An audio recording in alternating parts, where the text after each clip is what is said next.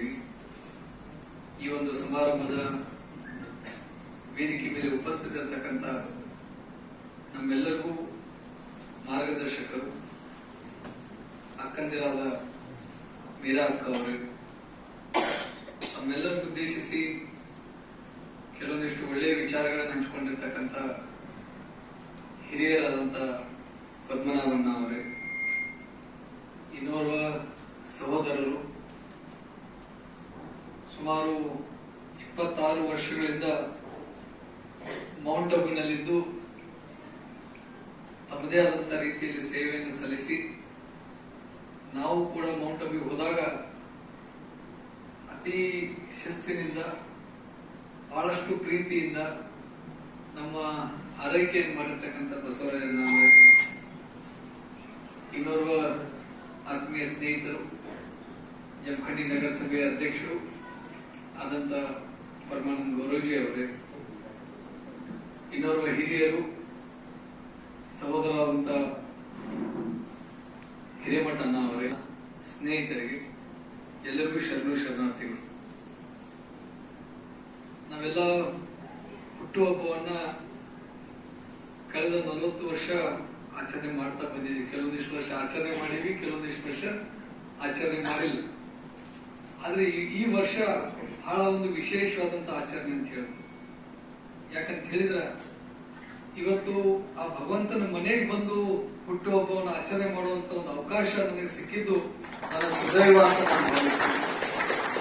ಆ ಅವಕಾಶವನ್ನು ಒದಗಿಸಿಕೊಟ್ಟಿರ್ತಕ್ಕಂಥ ಮೀರಾ ಅಕ್ಕನವರಿಗೆ ನಾನು ತುಂಬ ಹೃದಯದಿಂದ ಧನ್ಯವಾದಗಳನ್ನು ಹೇಳಲಿಕ್ಕೆ ಬಯಸ್ತೇನೆ. ನಿಜವಾಗ್ಲೂ ನಾವೆಲ್ಲ ಈಶ್ವರಿ ವಿಶ್ವವಿದ್ಯಾಲಯ ಬಗ್ಗೆ ಸಾಕಷ್ಟು ತಿಳ್ಕೊಳ್ಬೇಕಾಗಿರ್ತಕ್ಕಂಥ ಅಂಶ. ನಾನು ಕೂಡ ಮೌಂಟ್ ಅಬು ಹೋಗೋಕ್ಕಿಂತ ಪೂರ್ವದಲ್ಲಿ ಅಷ್ಟೊಂದು ಗಂಭೀರವಾಗಿ ನಾನು ತಗೊಂಡಿರಲಿಲ್ಲ. ಆದ್ರೆ ಮೌಂಟ್ ಅಬುಗೆ ಹೋಗಿ ಬಂದ ಮೇಲೆ ಭಗವಂತನ ಮನೆ ಬಗ್ಗೆ ಅಪಾರವಾದಂತ ಒಂದು ದೀಪ ಜ್ಯೋತಿ ನಮ್ಮ ಮನಸ್ಸಿನಲ್ಲಿ ಬೆಳಗಲಿಕ್ಕೆ ಪ್ರಾರಂಭ ಆಯಿತು. ನಮ್ಮ ಜೀವನ ಹೆಂಗಿರಬೇಕು, ನಾವು ಯಾವ ರೀತಿ ಇರಬೇಕು, ಯಾವ ರೀತಿ ನಡೆಸಬೇಕು ಅನ್ನೋದನ್ನ ಎಲ್ಲಾದ್ರೂ ನಮಗೆ ಕಲಿಯಲಿಕ್ಕೆ ಸಿಕ್ತಿದ್ರ ಅದು ಈಶ್ವರೀಯ ವಿಶ್ವವಿದ್ಯಾಲಯದಲ್ಲಿ ಮಾತ್ರ ಹೇಳಲಿಕ್ಕೆ. ಹಲವಾರು ಕಾರ್ಯಕ್ರಮಗಳಲ್ಲಿ ನಾವು ಭಾಗಿಯಾಗಿದ್ದೇವೆ. ವಿಶೇಷವಾಗಿ ಜಮಖಂಡಿ ಈಶ್ವರೀಯ ವಿಶ್ವವಿದ್ಯಾಲಯದಲ್ಲಿ ಮೇಲಿನ ಮೇಲೆ ಹಲವಾರು ಕಾರ್ಯಕ್ರಮಗಳು ನಮ್ಮ ಮೀರಾ ಅಕ್ಕ ಅವ್ರು ಮಾಡ್ತಾ ಬಂದಿದ್ದಾರೆ. ಅವ್ರು ಮಾಡುವಂತ ಪ್ರತಿಯೊಂದು ಕಾರ್ಯಕ್ರಮ ಕೂಡ ಬಹಳ ಶಿಸ್ತಿನಿಂದ ಕೂಡಿರ್ತದೆ ಮತ್ತು ಎಲ್ಲಾ ಕಾರ್ಯಕ್ರಮಗಳು ಒಂದೊಂದು ಸಂದೇಶ ಕೊಡುವಂತ ಕಾರ್ಯಕ್ರಮಗಳಾಗಿವೆ. ನಾನು ಕೂಡ ಹಲವಾರು ಕಾರ್ಯಕ್ರಮಗಳಲ್ಲಿ ಭಾಗಿಯಾಗಿದ್ದಾಗ ಅವರಲ್ಲಿ ನಾನು ಮನವಿ ಮಾಡ್ಕೋತಿದ್ದೆ, ನಮ್ಮ ಹಜಾರಣ್ಣವರಲ್ಲಿ ಮನವಿ ಮಾಡ್ಕೋತಿದ್ದೆ. ಈ ಆಧ್ಯಾತ್ಮಿಕ ಚಿಂತನೆಗಳನ್ನ ನಾವೇನ್ ಕಾರ್ಯಕ್ರಮಗಳು ಮಾಡ್ತೀವಿ, ಇಂಥ ಕಾರ್ಯಕ್ರಮಗಳಲ್ಲಿ ನಾವು ಹೆಚ್ಚು ವಯಸ್ಸಾದವರನ್ನು ನಾವು ಕಾಣ್ತೀವಿ. 60 ವರ್ಷ ಮೇಲ್ಪಟ್ಟವರನ್ನ ನಾವು ಕಾಣ್ತೀವಿ. ಅದಕ್ಕೆ ನಾನು ಅವ್ರಿಗೆ ಮನವಿ ಮಾಡ್ಕೋತಿದ್ನಿ ಅಂತಂದ್ರೆ, ಇದು ಆಧ್ಯಾತ್ಮಿಕ ಚಿಂತನೆ 60 ವರ್ಷ ಮೇಲ್ಪಟ್ಟವ್ರಕ್ಕಿಂತ ಈ ಮಧ್ಯ ವಯಸ್ಸಲ್ಲಿರುವಂತಹ 18 ಮತ್ತು 40 ವಯಸ್ಸಿನಲ್ಲಿರುವಂತಹ ಯುವಕರಿಗೆ ಬಹಳ ಅವಶ್ಯಕತೆ ಐತಿ. ಯಾಕಂತಂದ್ರ ನಮಗೆ ಸರಿಯಾದ ಸನ್ಮಾರ್ಗ ತೋರಿಸುವಂತ ಒಂದು ವಯಸ್ಸು. ನಮಗೆ ಒಂದು ಸರಿಯಾದ ದಾರಿ ತೋರಿಸಿದ್ರೆ ನಾವು ಒಂದು ಸನ್ಮಾರ್ಗದಲ್ಲಿ ನಡೀಲಿಕ್ಕೆ ಸಾಧ್ಯ. ಅದೇ ನಮಗೆ ಸನ್ಮಾರ್ಗ ತೋರಿಸದೇ ಹೋದ್ರೆ ನಮ್ಮ ಇಡೀ ಜೀವನವನ್ನ ಹಾಳು ಮಾಡ್ಕೊಳ್ಳುವಂತ ಒಂದು ವಯಸ್ಸು. ಅದಕ್ಕೆ ಅಂತ ವಯಸ್ಸಿನವರಿಗೆ ಅನುಕೂಲ ಆಗುವಂತ ಕಾರ್ಯಕ್ರಮಗಳನ್ನು ತಾವು ಮಾಡಬೇಕು ಅಂತ ಹೇಳಿ ನಾನು ಮನವಿ ಮಾಡ್ಕೊಂಡಿದ್ದೀನಿ. ನಮ್ಮ ಮನವಿ ಮೇರೆಗೆ ನಾಳೆ ಡಿಸೆಂಬರ್ 9ನೇ ತಾರೀಕಿನಿಂದ 9 ದಿವಸಗಳ ಕಾಲ ಬಹಳಷ್ಟು ವಿಷಯಗಳ ಮೇಲೆ ಒಂದು ಒಳ್ಳೆಯ ಕಾರ್ಯಕ್ರಮವನ್ನು ಆಯೋಜನೆ ಮಾಡಿದ್ದಾರೆ. ವಿಶೇಷವಾಗಿ ಒತ್ತಡ ಮುಕ್ತದ ಜೀವನ ಯಾವ ರೀತಿ ಇರಬೇಕು ಅನ್ನುವಂತ ಒಂದು ವಿಷಯದ ಮೇಲೆ ಆ ಒಂದು ಕಾರ್ಯಕ್ರಮ. ಇವತ್ತು ನಾವು ಪ್ರತಿಯೊಬ್ಬರು ಕೂಡ ಒಂದೊಂದು ಒತ್ತಡದಲ್ಲಿದ್ದೀವಿ. ನಾವು ಉದ್ಯೋಗ ಮಾಡ್ತಾ ಇದ್ವಿ ಅಂದ್ರೆ ನಮ್ದೊಂದು ಒತ್ತಡ ಬೇರೆ ಇರ್ತದೆ. ವಿದ್ಯಾರ್ಥಿಗಳು ತಮ್ಮ ಶಾಲಾ ಕಾಲೇಜುಗಳ ಒಂದು ಅವಧಿಯಲ್ಲಿ ಅವ್ರ ಮೇಲೆ ಒಂದು ಒತ್ತಡ ಬೇರೆ ಇರ್ತದೆ. ಇವತ್ತು ರೈತರಪ್ಪ ಅಂತಂದ್ರೆ ಅವ್ರ ಮೇಲೆ ಇರುವಂತ ಒಂದು ಒತ್ತಡ ಬೇರೆ ಇರ್ತದೆ. ಈ ರೀತಿ ಪ್ರತಿಯೊಬ್ಬ ಮನುಷ್ಯನಲ್ಲೂ ಕೂಡ ಅವನ ಜೀವನದಲ್ಲಿ ಸಾಕಷ್ಟು ಒತ್ತಡದಲ್ಲಿ ಅವನು ತನ್ನ ಜೀವನವನ್ನು ಸಾಗಿಸ್ತಾ ಇರ್ತಾನೆ. ಆ ಒತ್ತಡವನ್ನು ನಾವು ಯಾವ ರೀತಿ ಹಗರ್ ಮಾಡ್ಕೊಳ್ಬೇಕು, ನಮ್ಮ ಜೀವನವನ್ನು ಯಾವ ರೀತಿ ಸುಗಮವಾಗಿ ನಡೆಸ್ಕೊಂಡು ಹೋಗ್ಬೇಕು ಅನ್ಲಿಕ್ಕೆ ಈ ಶಿಬಿರವನ್ನ ಆಯೋಜನೆ ಮಾಡಿರ್ತಕ್ಕಂಥದ್ದು. ಇದನ್ನ ನಾವು ಜಮಖಂಡಿ ಮತ್ತು ಸುತ್ತಮುತ್ತಲಿನ ಗ್ರಾಮದಿಂದ ಹೆಚ್ಚಾನೆಚ್ಚು ಸಂಖ್ಯೆಯಲ್ಲಿ ಜನ ಬಂದು ಈ ಒಂದು ಕಾರ್ಯಕ್ರಮದಲ್ಲಿ ಭಾಗವಹಿಸಿದ್ರೆ ಆ ಕಾರ್ಯಕ್ರಮಕ್ಕೊಂದು ಶೋಭೆ ತಂದಂಗೆ ಆಗ್ತದೆ ಮತ್ತು ಆ ಕಾರ್ಯಕ್ರಮವನ್ನು ಯಶಸ್ವಿಗೊಳಿಸಿದಂಗೆ ಆಗ್ತೈತಿ ಅಂತಕ್ಕಂಥ ಒಂದು ಮನವಿಯನ್ನು ಕೂಡ ನಾನು ಈ ಸಂದರ್ಭದಲ್ಲಿ ಮಾಡ್ಲಿಕ್ಕೆ ಬಯಸ್ತೀನಿ. ಮತ್ತು ಮೌಂಟ್ ಅಬುಕ್ ಹೋಗ್ಬೇಕಾಗಿದ್ರೆ ಬಹುಶಃ ನಾನು ಮೊದಲು ನನ್ನ ತಾಯಿಯವ್ರ ಜೊತೆ ಹೋಗ್ಬೇಕು ಅಂತ ಹೇಳಿ ಪ್ಲಾನ್ ಮಾಡಿದ್ನಿ.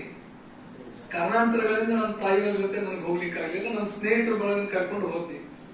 ನಾನು ಲಾಸ್ಟ್ ಮೂಮೆಂಟ್ ನಮ್ಮ ಸ್ನೇಹಿತರು ಕರ್ಕೊಂಡು ಹೋಗುವಾಗ ನಮ್ಮ ತಾಯಿಯವರು ರೆಡಿ ಆದ್ರು ನಾನು ಬರ್ತೀನಿ ಅಂತ ಹೇಳಿ. ಅದು ಅಷ್ಟೊತ್ತಿಗೆಲ್ಲ ಟಿಕೆಟ್ ಒಂದು ಬುಕ್ ಆಗಿಬಿಟ್ಟಿದ್ದು, ಟಿಕೆಟ್ ಸಿಗುವಂತ ಅವಕಾಶ ಇರಲಿಲ್ಲ. ಅದಕ್ಕೆ ಈಗಲೂ ಕೂಡ ನನ್ನ ಮನಸ್ಸಿನಲ್ಲ ಅತಿ ಶೀಘ್ರದಲ್ಲೇ ಕುಟುಂಬ ಸಮೇತ ಮತ್ತೊಮ್ಮೆ ಮೌಂಟ್ ಅಬುಕ್ ಹೋಗಿ ಬರಬೇಕು ಅಂತ ಒಂದು ಆಶೆ ನನ್ನ ಮನಸ್ಸಿನಲ್ಲ. ಆದಷ್ಟು ಶೀಘ್ರದಲ್ಲಿ ಕುಟುಂಬ ಸಮೇತ ಹೋಗಿ ಬರುವಂತ ಕಾರ್ಯವನ್ನು ಮಾಡ್ತೀವಿ. ಬಹಳಷ್ಟು ಕಲಿಯುವಂತದ್ದು ಮೌಂಟ್ ಅಬುದಲ್ಲಿ. ನಾವು ಬರೀ ಒಮ್ಮೆ ಹೋಗಿ ಬಂದ್ರೆ ಸಾಕು. ಅಲ್ಲಿ ವ್ಯವಸ್ಥೆ ಯಾವ ರೀತಿ ಅದಂತಂದ್ರ ಯಾರಿಗೇನು ಹೇಳೋದು ಅವಶ್ಯಕತೆ ಇಲ್ಲ. ಎಲ್ಲರೂ ತಮ್ಮ ಕೆಲಸ ಕಾರ್ಯಗಳನ್ನ ಬಹಳಷ್ಟು ಚಾಚು ತಪ್ಪದೆ ಪ್ರಾಮಾಣಿಕತೆಯಿಂದ ಮಾಡ್ತಾ ಹೋಗ್ತಾ ಇರ್ತಾರೆ. ಇವತ್ತು ನಾವು ಎಷ್ಟೇ ದೊಡ್ಡ ಸಂಸ್ಥೆ ನಡೆಸ್ತೀವಿ ಅಂತಂದ್ರೂ ಕೂಡ ಕೆಲವೊಂದಿಷ್ಟು ಕೆಲಸ ನಾವು ಹೇಳಿದಾಗ ಮಾತ್ರ ಆಗ್ತಿರ್ತಾವ. ಆದ್ರೆ ಮೌಂಟ್ ಅಬುದಲ್ಲಿ ಹಂಗಿಲ್ಲ. ಯಾರು ಏನು ಹೇಳೋದು ಅವಶ್ಯಕತೆ ಇಲ್ಲ. ಅವ್ರ ಕೆಲಸ ಅವ್ರು ಮಾಡ್ತಿರ್ತಾವ. ನನಗೆ ಬಹಳ ಖುಷಿ ಆಯ್ತು.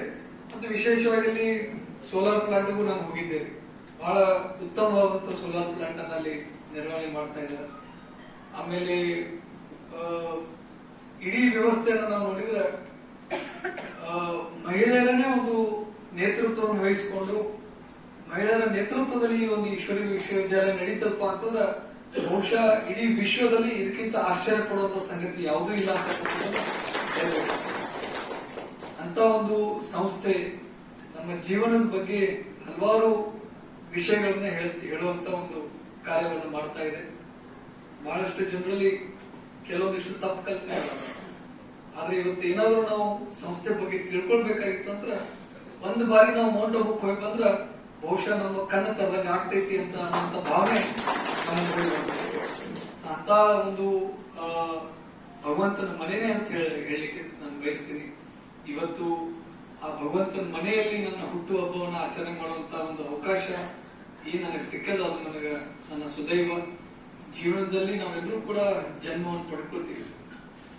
ಇವತ್ತು ಹಲವಾರು ಜನ ಈ ಭೂಮಿ ಮೇಲೆ ಬಂದು ಹೋಗಿದ್ದಾರೆ.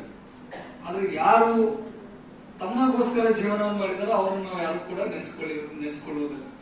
ಯಾರು ಸಮಾಜದ ಸಲುವಾಗಿ ತಮ್ಮ ಕೆಲಸ ಕಾರ್ಯಗಳನ್ನು ಮಾಡಿ ಬಿಟ್ಟು ಹೋಗಿದಾರ ಅಂತ ವ್ಯಕ್ತಿಗಳನ್ನ ನಾವು ಇವತ್ತು ನೆನೆಸ್ಕೊಳ್ತೀವಿ. ಸೊ ಅದಕ್ಕೆ ನಾವು ಅರ್ಥ ಮಾಡ್ಕೋದೇನಪ್ಪ ಅಂತಂದ್ರೆ ನಮಗ ಭಗವಂತ ಈ ಒಂದು ಜೀವನವನ್ನು ಕೊಟ್ಟನ. ಈ ಜೀವನದಲ್ಲಿ ನಮ್ಮ ಸ್ವಾರ್ಥದ ಬದುಕನ್ನ ಬಿಟ್ಟು ಸಮಾಜಕ್ಕಾಗಿ ನಾವು ಏನಾದ್ರು ಮಾಡೋಣ ಅನ್ನುವಂತ ಒಂದು ಪಣವನ್ನು ತೊಟ್ಟು ಆ ನಿಟ್ಟಿನಲ್ಲಿ ನಾವು ಕೆಲಸ ಮಾಡಿದ್ದೇ ಆದ್ರೆ ನಮ್ಮನ್ನು ಕೂಡ ಮುಂದಿನ ಪೀಳಿಗೆ ನೆನೆಸುವಂತ ಕಾರ್ಯ ಆಗ್ತೈತಿ ಅನ್ನುವಂಥದ್ದನ್ನ ಈ ಸಂದರ್ಭದಲ್ಲಿ ಹೇಳಿ ಮತ್ತೊಮ್ಮೆ ಇಂಥ ಒಂದು ಹುಟ್ಟು ಹಬ್ಬವನ್ನು ಆಚರಣೆ ಮಾಡ್ಲಿಕ್ಕೆ ಮಾಡುವಂತ ಒಂದು ಕಾರ್ಯ ಮಾಡಿರ್ತಕ್ಕಂಥ ಮೀರಾ ಅಕ್ಕನವರಿಗೂ ಮತ್ತು ಎಲ್ಲ ವೇದಿಕೆ ಮೇಲೆ ಇರುವಂತ ಎಲ್ಲ ಹಿರಿಯರಿಗೂ ಮತ್ತು ಇಲ್ಲಿ ಕುಳಿತಂತ ಎಲ್ಲ ಅಕ್ಕಂದರಿಗೂ ಅಣ್ಣಂದರಿಗೂ ಮತ್ತೊಮ್ಮೆ ತಮಗೆಲ್ಲರಿಗೂ ಧನ್ಯವಾದಗಳನ್ನು ಹೇಳಿ ನನ್ನ ಎರಡು ಮಾತಿಗೆ ವಿರಾಮ ಹಾಕ್ತೀನಿ. ಎಲ್ಲರಿಗೂ ನಮಸ್ಕಾರ.